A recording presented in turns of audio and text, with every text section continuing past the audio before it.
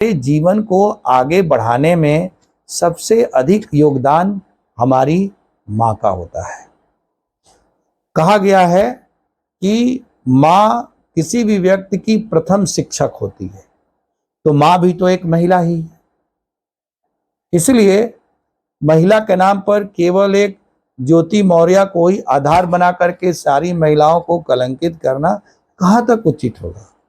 ऐसे बहुत से परिवारों में देखा गया कि असमय में माँ की मृत्यु हो गई और परिवार में यदि कोई बड़ी बहन है तो उस बहन ने अपने छोटे भाइयों बहनों को संभालने के लिए, परवरिश करने के लिए अपना पूरा जीवन ही लगा दिया और यहाँ तक कि इसमें उसकी उम्र कब निकल गई खुद उसको भी पता नहीं चला और वो आजीवन अविवाहित रह गई। हम देखते हैं लता मंगेशकर के जीवन को आप देखिए। दोस्तों, एक्सीलेंट आईएएस एकेडमी के आज के वीडियो में आप सबका हार्दिक स्वागत है। आज का हमारा वीडियो एक अत्यंत ही ज्वलंत सामाजिक मुद्दे पर है, जिसका संबंध विशेष रूप से महिलाओं से है। मैं देख रहा हूं कि अखबारों से लेकर के सोशल मीडिया तक हर जगह एसडीएम अधिकारी ज्योति मौर्य और उनके पति का विवाद बहुत ट्रेंड में है और इसके आधार पर पूरे महिला समाज को बलि का बकरा बनाने की एक मानव कोशिश सी चल रही है। इसी संबंध में तस्वीर का दूसरा रुख दिखाने के लिए मैं आज का ये वीडियो आप सबके लिए प्रस्तुत कर रहा हूं। इस संबंध में हम ज्योति मौर्य की घटना को उनकी एक निजी और पारिवारिक घटना के रूप में देखते हैं, इसलिए उस पर हम बहुत विस्तार से नहीं जाएंगे, क्योंकि हमारा उद्देश्य चटखारे लेने के लिए और सस्ती लोकप्रियता हासिल करने के लिए वीडियो बनाना नहीं है। वास्तव में हम इसको सामाजिक संदर्भ में और नर नारी संबंधों के संदर्भ में देखेंगे, नारी स्वतंत्रता के संदर्भ में देखेंगे, नारी सशक्तिकरण विमेन एम्पावरमेंट के संदर्भ में देखेंगे और नैतिकता के नजरिए से भी देखेंगे। दरअसल संदर्भ यह है कि उत्तर प्रदेश की एक विशेष अधिकारी ज्योति मौर्य का एक वीडियो वायरल हुआ, जिसको कि उनके स्वयं पति आलोक मौर्य ने ही जारी किया और उसके अंतर्गत उनके ऊपर ये आरोप लगाया गया उनके पति आलोक मौर्य के द्वारा कि ज्योति मौर्य अब एसडीएम अधिकारी या पीसीएस अधिकारी बनने के बाद अपने पति को इसलिए उपेक्षित कर रही हैं और उनसे तलाक मांग रही हैं कि वे एक सफाई कर्मचारी हैं और इसके साथ साथ यह भी कहा गया कि किसी अन्य अधिकारी के साथ उनके कुछ अनुचित संबंध हैं और इसके आधार पर पूरे समाज में एक होड़ सी मच गई और ज्योति मौर्य की घटना को आधार बना करके सारी महिलाओं को लांछित करने की एक प्रतिस्पर्धा सी मानो यूट्यूब पर वीडियो बनाने वाले लोगों से लेकर के सोशल मीडिया से जुड़े हुए जितने लोग हैं उन लोगों में चल पड़ी है, जो कि अत्यंत ही दुखद है। दरअसल ज्योति मौर्य एक महिला है और हर महिला का चरित्र ज्योति मौर्य की तरह का ही हो ये आवश्यक नहीं है, इसलिए सभी महिलाओं के लिए ज्योति मौर्य को मापदंड माना जाना अनुचित है। दूसरी बात कि यह संपूर्ण घटनाक्रम भी यदि एक एंगल से देखा जा रहा है तो उसमें ज्योति मौर्य दोषी दिखलाई पड़ती हैं, लेकिन स्वयं ज्योति मौर्य के एंगल से देखा जाए तब जाकर के वस्तु स्थिति का हमें अंदाजा होगा। यदि कानूनी परिप्रेक्ष्य में देखा जाए तो सर्वोच्च न्यायालय ने स्पष्ट रूप से 2018 के अपने एक निर्णय में कहा है कि यदि दो बालिग लोगों के द्वारा सहमति से, पारस्परिक सहमति के साथ कोई शारीरिक संबंध स्थापित किया जाता है, चाहे वो विवाहित हो या अविवाहित हो, तो वह गैर कानूनी नहीं है। भारतीय दंड संहिता की धारा 497 सेक्शन 497 के तहत व्यभिचार या एडल्ट्री को अपराध घोषित किया गया था और इसी तरह से क्रिमिनल प्रोसीजर कोड के तहत भी इसके संबंध में प्रावधान था। लेकिन सर्वोच्च न्यायालय के 5 न्यायाधीशों की पीठ ने वर्ष 2018 में स्पष्ट रूप से कहा कि आईपीसी की धारा 497 संविधान के अनुच्छेद 14 और 15 का उल्लंघन करती है। यह समानता के अधिकार के विरुद्ध है। इसलिए सर्वोच्च न्यायालय ने अपने फैसले में उस धारा को ही रद्द कर दिया और एडल्ट्री को एक तरह से अपराध के दायरे से बाहर कर दिया। तो जहां तक कानूनी पक्ष की बात है, उस दृष्टि से देखा जाए तो निश्चित रूप से सर्वोच्च न्यायालय ने स्पष्ट रूप से इस प्रकार के किसी भी कार्य को अपराध नहीं माना है और सर्वोच्च न्यायालय के उस निर्णय के बाद से कानून के अंतर्गत भी अब उसको अपराध नहीं माना जाएगा। हाँ, ये एक अलग मुद्दा है कि किसी सरकारी पद पर रहते हुए, चूँकि सरकारी पदाधिकारियों के लिए उनकी सेवा संबंधी नियमावली है, उस नियमावली के तहत उनके आचरण के लिए कुछ शर्त निर्धारित हैं। उसके तहत ज्योति मौर्य दोषी हो सकती हैं, लेकिन किसी अन्य पुरुष के साथ संबंध होने मात्र के लिए कानून के नजरिए में वे दोषी नहीं हैं। रही बात इसकी कि उच्च पद पर पहुंचने की वजह से उन्होंने अपने पति से संबंध विच्छेद कर लिया और न्यायालय में उनसे स्वतंत्र होने के लिए उन्होंने विवाह विच्छेद की अर्जी दायर की हुई है। और ये सोच करके ये कहा जा रहा है कि बहुत से परिवारीजनों ने या पतियों ने अपनी पत्नियों को, जो लोग पढ़ा रहे थे या प्रतियोगी परीक्षाओं की तैयारी करने के लिए घर से बाहर उनको रखे हुए थे, उसमें से बहुत से लोग अपनी पत्नियों को वापस बुला रहे हैं और उनको आशंका हो गई है कि यदि ये पत्नियां पढ़ लिख करके अपने पतियों से आगे निकल जाएंगी, उनका सामाजिक स्तर इसके आधार पर ऊंचा हो जाएगा, तो वे अपने पतियों को ही ठुकरा देंगी और अपने स्तर के किसी व्यक्ति के साथ वह संबंध बनाने लगेंगी। और इस आशंका के आधार पर महिलाओं को पढ़ाने लिखाने की आवश्यकता जो लोग पहले महसूस कर रहे थे, अब जो है उससे अपना हाथ खींच रहे हैं। ये बहुत ही दुखद बात है। दरअसल ज्योति मौर्य शायद इस तरह की गिनी चुनी महिलाओं में से होंगी, लेकिन यदि हम स्त्री और पुरुष दोनों के आपसी संबंधों को तराजू के पलड़े पर बराबर रूप में देखें तो ऐसी अनेक घटनाएं घटित हुई हैं जिसमें कि पुरुषों ने अपने सामाजिक और राजनीतिक स्तर के बढ़ने के साथ या अपने व्यक्तित्व के विकास के साथ अपनी पूर्व पत्नियों के रहते हुए भी उनको छोड़ करके या उनको छोड़े बिना भी दूसरा विवाह किया। यहाँ तक कि कुछ लोगों ने तो अपनी पूर्व पत्नी को छोड़ना न पड़े और दूसरा विवाह भी वे करना चाहते थे, इसके लिए उन्होंने धर्म परिवर्तन करने से भी परहेज नहीं किया। और ज्योति मौर्य तो एक सामान्य महिला है जो समाज के लिए कोई आइकन नहीं है कि लोग और अन्य महिलाएं उनका अनुकरण करेंगी या उनका बहुत अधिक प्रभाव होगा, बल्कि वर्तमान में तो यही दिखाई पड़ रहा है कि समाज में उनको बहुत अच्छी दृष्टि से नहीं देखा जा रहा है।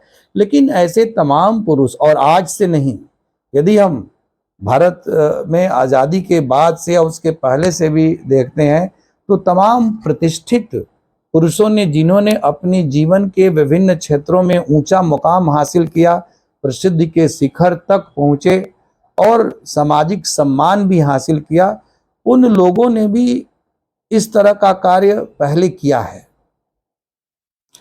कि उन्होंने अपने पहले की पत्नियों को छोड़ करके और दूसरा विवाह किया, या पहली पत्नी के रहते हुए भी उन्होंने दूसरा विवाह किया।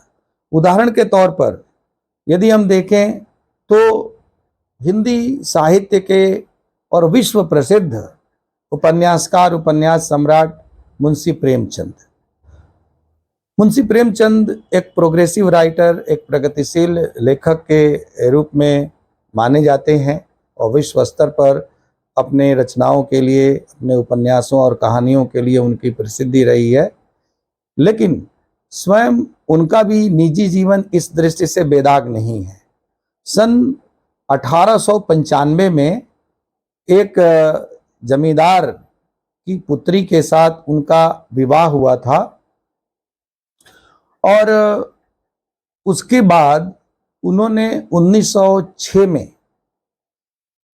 एक विधवा से अपना पुनः विवाह किया, जिनका नाम शिवरानी देवी था, और शिवरानी देवी आजीवन उनकी पत्नी बनी रही। खुद शिवरानी देवी ने जो संस्मरण लिखा प्रेमचंद के जीवन पर आधारित है, जिसका शीर्षक है प्रेमचंद घर में, उसमें शिवरानी देवी ने इस बात के लिए प्रेमचंद की आलोचना की। यहाँ तक कि प्रेमचंद के समकालीन अन्य लेखकों ने भी इस बात के लिए प्रेमचंद की आलोचना की कि उन्होंने पहली पत्नी का परित्याग करके और शिवरानी देवी से विवाह किया। लेकिन दोस्तों, ये इकलौती घटना नहीं है। ज्योति मौर्य को आज सब जान रहे हैं और उनको कलंकिनी मान रहे हैं, लेकिन ऐसे लोगों का क्या, जिनको कि हम इतने सम्मान की दृष्टि से देखते हैं, क्या उनकी स्वतंत्रता है? और यदि इसी प्रकार का कोई कार्य महिला करती है तो उसको इतना अधिक लांछित किया जा रहा है। दोषी दोनों ही होंगे, इस प्रकार का कार्य करने वाले पुरुष भी और इस प्रकार का कार्य करने वाली महिलाएं भी। यहाँ पर समान दृष्टि से देखा जाना चाहिए। महिलाओं को कलंकिनी मानना और पुरुषों के इस प्रकार के कार्यों को नजरअंदाज कर देना, यह एक पुरुषवादी और सामंतवादी मानसिकता का द्योतक है। और लग रहा है कि आज़ादी के 75 साल बाद अमृत महोत्सव के इस वर्ष में भी अभी भारतीय समाज, विशेष रूप से भारतीय पुरुष, इस प्रकार की सामंतवादी मानसिकता से मुक्त नहीं हो पाए हैं। आश्चर्य की बात तो ये है कि स्वयं महिलाएं भी इस मुद्दे में महिलाओं की दुश्मन सी प्रतीत हो रही हैं। यहाँ पर मैं स्पष्ट कर दूं कि मेरा उद्देश्य बिल्कुल ही ज्योति मौर्य को निर्दोष सिद्ध करना नहीं है, और उनका व्यवहार जैसा कि अभी तक मीडिया में आ रहा है, यदि वह तथ्यपरक है तो उसे नैतिक दृष्टि से और पारिवारिक दृष्टि से, सामाजिक दृष्टि से, किसी भी दृष्टि से उचित नहीं कहा जा सकता। लेकिन उसको आधार बना करके अन्य महिलाओं को भी शंका की दृष्टि से देखे जाने को भी उचित नहीं कहा जा सकता। और हमें यह ध्यान रखना चाहिए कि मानवीय प्रवृत्ति है कि जब मनुष्य अपने एक सामाजिक स्तर से ऊपरी स्तर में पहुंचता है तो वह हर चीज उस स्तर के अनुरूप धारण करता है। यहाँ तक कि जब हमारा आर्थिक स्तर बढ़ता है तो हमारा खान पान, हमारा रहन सहन, हमारी वेशभूषा, हमारी जीवन शैली, जिसको स्टैंडर्ड ऑफ लाइफ कहते हैं, सब कुछ बदलता है। तो जो चीजें हम कोई कपड़ा पहनते हैं 1 साल 2 साल के लिए, 2 4 6 महीने के लिए, उसको भी हम बदल देते हैं, वो भी हमें जो है अपने स्तर के अनुरूप नहीं लगता है। तो जिस व्यक्ति से हमारा विवाह हुआ है और जिसके साथ हमें अपना संपूर्ण जीवन व्यतीत करना है, तो कटु सत्य यह है कि विवाह के समय दोनों का स्तर पति पत्नी का चाहे जो भी रहा हो, उनमें से किसी एक का स्तर एक समय के बाद यदि बहुत ऊंचा हो जाता है तो नैतिकता का तो तकाजा ये है कि दोनों के बीच में इस प्रकार की दूरी ही नहीं होनी चाहिए और एक के उत्थान में दूसरे को अपना उत्थान महसूस करना चाहिए, क्योंकि दोनों एक दूसरे के सहयोग से आगे बढ़ सकते हैं। लेकिन ऐसा यथार्थ में होता हुआ दिखलाई नहीं पड़ता है। जैसे कि हम अमर्त्य सेन का उदाहरण ले सकते हैं। अमर्त्य सेन का विवाह नवनीता देव के साथ बहुत पहले हो गया था और 1960 में उनका विवाह हुआ था और 1960 से लेकर के 1974 तक नवनीता देव उनकी पत्नी के रूप में थी और उन्होंने अपनी पत्नी को 74 में छोड़ दिया और इसके बाद ईवा कोलोर्नी जो कि इटली की एक अर्थशास्त्री थी, उनके साथ उन्होंने विवाह किया। तो जब ख्याति प्राप्त हो गए अमर्त्य सेन और जीवन के शुरुआती दौर में जब उनको वो ख्याति हासिल नहीं हुई थी, उस दौर में नवनीता देव से उनका विवाह हुआ था, तो क्या अमर्त्य सेन के इस आचरण को सही ठहराया जा सकता है? इसके बाद कोलोर्नी की मृत्यु के बाद इन्होंने अपना एक और विवाह किया। तो इस प्रकार से हम देखते हैं कि पुरुषों में तो ऐसे बहुत से लोग हैं जो कि समाज के लिए आइकन के रूप में है, लेकिन इस तरह का कार्य किया हुआ है। महिलाओं में तो हमें एक ज्योति मौर्य अभी फिलहाल दिखाई पड़ रही है। इतना ही नहीं, पंडित रविशंकर विश्व प्रसिद्ध सितार वादक, पंडित रविशंकर का विवाह अन्नपूर्णा देवी से हुआ था और जो कि उनके गुरु की पुत्री थी। बाद में जब पंडित रविशंकर का प्रोफाइल बहुत ऊंचा हो गया तो उन्होंने विदेश में जब जा करके उन्होंने अपना कला का प्रदर्शन प्रारंभ किया तो उसके बाद जो है उन्होंने एक दूसरा विवाह किया और उसके बाद पुनः एक विवाह किया, तो 3 विवाह किए। इस प्रकार से इतने प्रतिष्ठित लोग, लेकिन उन्होंने अपनी पहली पत्नी को ठुकरा करके एक नहीं 2 विवाह किया।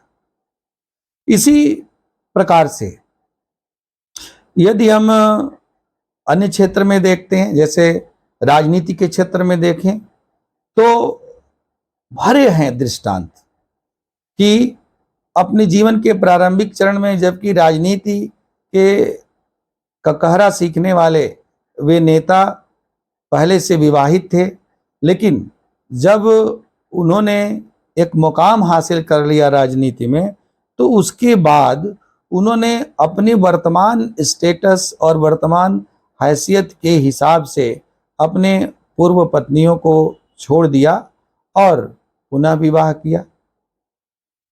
यहाँ पर हमारा उद्देश्य किसी के निजी जीवन में झांकना या लांछन लगाना नहीं है। हम विशुद्ध रूप से एक सामाजिक मुद्दे की सामाजिक संदर्भ में चर्चा के लिए इन बातों का जिक्र कर रहे हैं।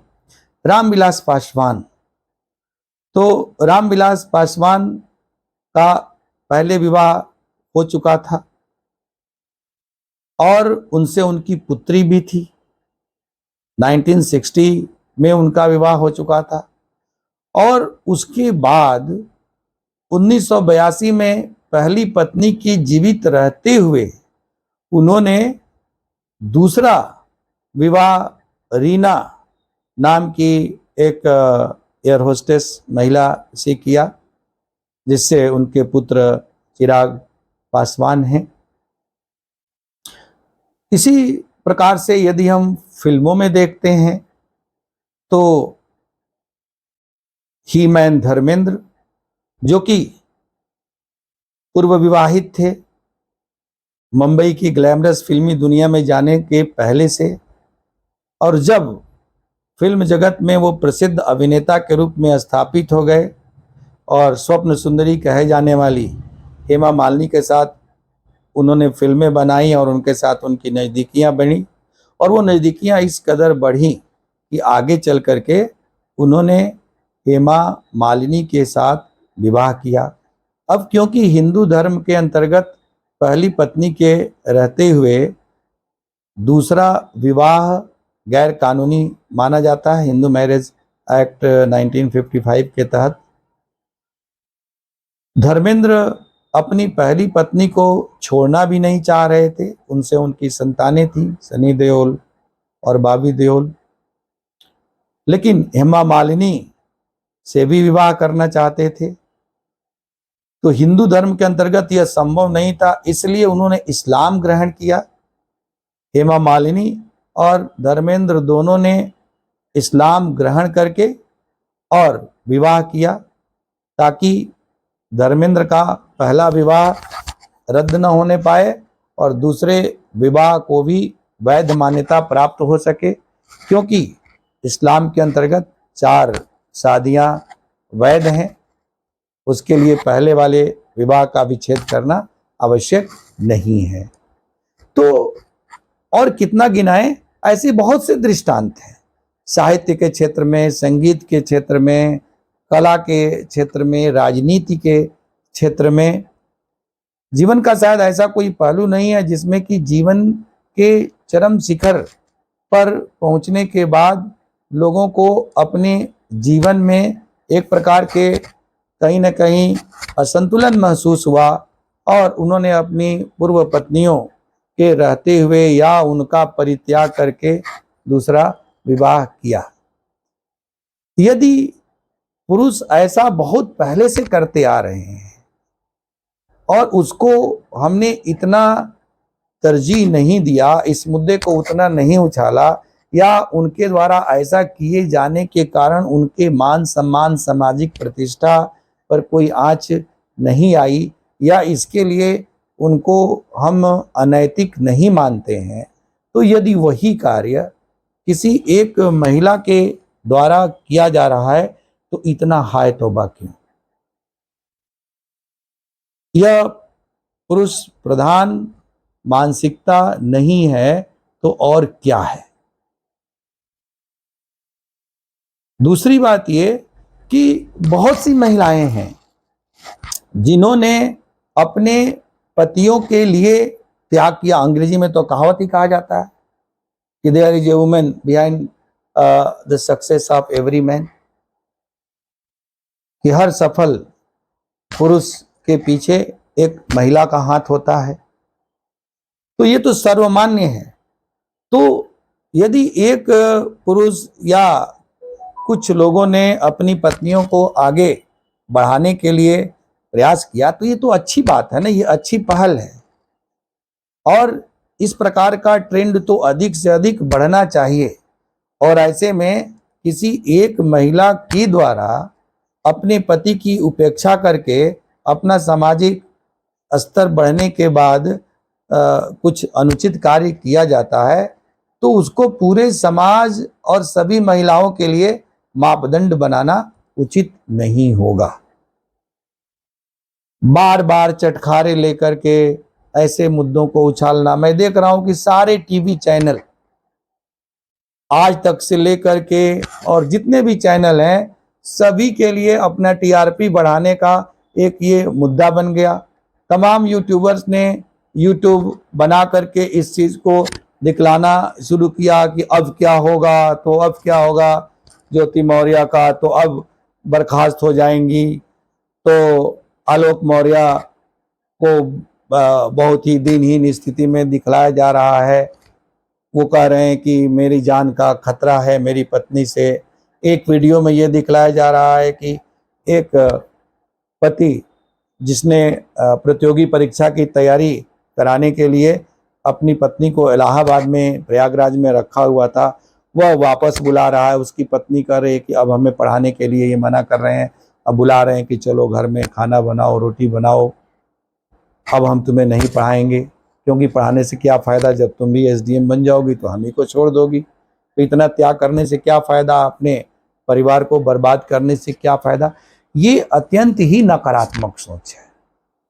और मैं सारे पुरुषों से इस बात को कहना चाहूँगा कि हमारे जीवन को आगे बढ़ाने में सबसे अधिक योगदान हमारी माँ का होता है। कहा गया है कि माँ किसी भी व्यक्ति की प्रथम शिक्षक होती है, तो माँ भी तो एक महिला ही है। इसलिए महिला के नाम पर केवल एक ज्योति मौर्य को ही आधार बना करके सारी महिलाओं को कलंकित करना कहाँ तक उचित होगा। ऐसे बहुत से परिवारों में देखा गया कि असमय में माँ की मृत्यु हो गई और परिवार में यदि कोई बड़ी बहन है तो उस बहन ने अपने छोटे भाइयों बहनों को संभालने के लिए, परवरिश करने के लिए अपना पूरा जीवन ही लगा दिया, और यहाँ तक कि इसमें उसकी उम्र कब निकल गई खुद उसको भी पता नहीं चला और वो आजीवन अविवाहित रह गई। हम देखते हैं लता मंगेशकर के जीवन को, आप देखिए कि लता मंगेशकर के पिता श्री दीनानाथ मंगेशकर का असमय में निधन हो गया और पूरे परिवार की जिम्मेदारी लता मंगेशकर के कंधों पर आ गई। उनकी आशा भोसले और अन्य बहनें थी, उषा मंगेशकर, इसके साथ साथ हृदयनाथ मंगेशकर उनके भाई भी थे, छोटे भाई थे। अब पूरे परिवार को संभालने की जिम्मेदारी लता मंगेशकर ने अपने कंधों पर उठाई और इस कोशिश में न जाने कब समय निकल गया, पूरे परिवार के लिए उन्होंने अपने को खपा दिया और अपनी निजी जीवन को पूरी तरह से अपने परिवार के लिए समर्पित कर दिया और वो अंत तक अविवाहित रही। जब हम ज्योति मौर्य को आधार बना करके सारी महिलाओं को कलंकित करते हैं तो हम लता मंगेशकर जैसी महिलाओं को, जो भारत कोकिला के साथ साथ भारत रत्न भी हैं, उनको हम क्यों नहीं याद करते हैं।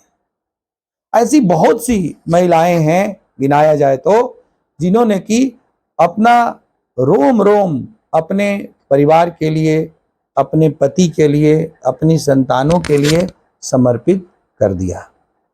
हाँ, यदि आधुनिक सामाजिक संदर्भ में देखा जाए तो हमें बिल्कुल ही ये ध्यान में रखना होगा कि आज समाज काफी बदला है और नर नारी संबंधों में नए आयाम गढ़े गए हैं। आज पहले की तरह से पति पत्नी के संबंध नहीं रहे हैं और ना ही दाम्पत्य जीवन में जो परंपरागत शुचिता की हम अपेक्षा करते थे वो भी नहीं रहा है। यहाँ तक कि शुचिता, पवित्रता और कौमार्य, समर्पण इत्यादि शब्द मानो अपना अर्थ खो रहे हैं। याद आती हैं कवि नीरज की पंक्तियां कि बिका बिकी सब और मची है आने और दुआने पर, बिका बिकी सब और मची है आने और दुआने पर, अस्मत बिके गलीचों पर तो प्यार बिके दुकानों पर, किसको अपना हाथ सौंप दूं किसको अपना मन दे दूं, धनवानों की बस्ती में है जुल्म बहुत इंसानों पर। तो बहुत कुछ, आज हर चीज बिकाऊ है। सर्वोच्च न्यायालय ने अपने फैसले में यहां तक भी कहा कि पत्नी विवाहित होने के बावजूद भी पति की संपत्ति नहीं है। विवाहित होने के बावजूद भी वह अपना जीवन किस तरह से व्यतीत करना चाहती है, अपने जीवन में किसको वो अपना साझेदार बनाना चाहती है, इसकी उसे पूरी आजादी प्राप्त होनी चाहिए। वर्तमान समय में सर्वोच्च न्यायालय ने स्पष्ट रूप से कहा कि अब वक्त आ गया है कि हम जो परंपरागत मानदंड हैं अच्छे और बुरे के या नैतिक और अनैतिक होने के, उसको आधुनिक नजरिए से देखें।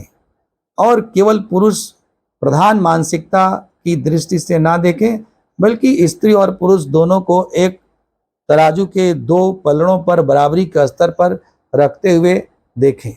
पुरुषों के लिए नैतिकता का एक मापदंड और महिलाओं के लिए नैतिकता का कोई दूसरा मापदंड, इस प्रकार का डबल स्टैंडर्ड आज के संदर्भ में नहीं चल सकता।